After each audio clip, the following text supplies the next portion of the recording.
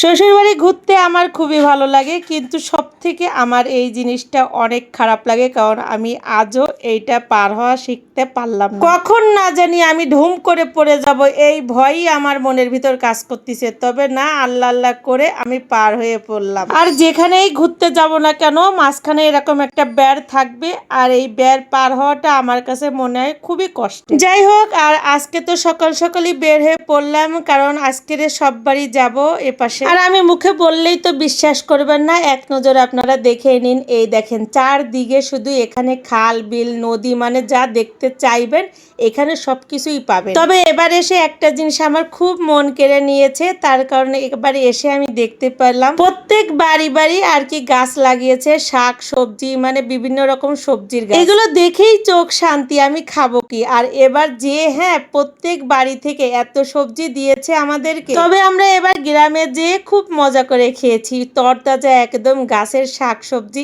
এগুলো আর কি আমরা তো ঢাকায় পাই না। তবে আমাদের কাছে খুব ভালো লেগেছে এগুলো। গ্রামের আঁকা বাঁকা পথে হাঁটিয়েছি, কিন্তু শুধু তুমি নাই প্রিয়। আস্তে আস্তে ব্লগ করতেছি, এর মধ্যে খাওয়ার কথা আরম্ভ হয়ে গেছে। মরিচ গাছে সুন্দর বড় বড় মরিচ হয়েছে, এই যে দেখছো কত মরিচ। আয় হায়, অনেক অবাক হইবা ওইটি দেখলে। দেখছো কত বড় ভেন্ডি, আসলে অনেক বড় ভেন্ডি হয়েছে, বেগুন হয়েছে। দেখাচ্ছি আপনার, বেগুন দেখা যায়, আর এই যে ঝাল ভেন্ডি অনেক বড় বড়, অনেক বড় বড় হয়েছে। এই যে বেগুন। মামা শ্বশুর বাড়ি চলে এসেছি, এই যে এই হলো মামা শ্বশুর বাড়ি। এই যে দেখেন, সবাই দাঁড়িয়ে রয়েছে, মামা শ্বশুর বাড়ি চলে আসলাম আমরা। আসসালামু আলাইকুম, কি অবস্থা? মামি আছে?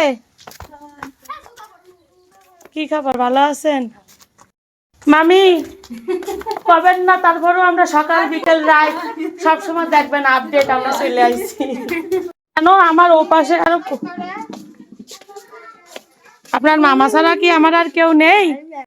এই যে সুন্দর পিছনে, তো কত লাগাইছে, এটা ভর্তি কত লাগে। ও মামি, এ কি?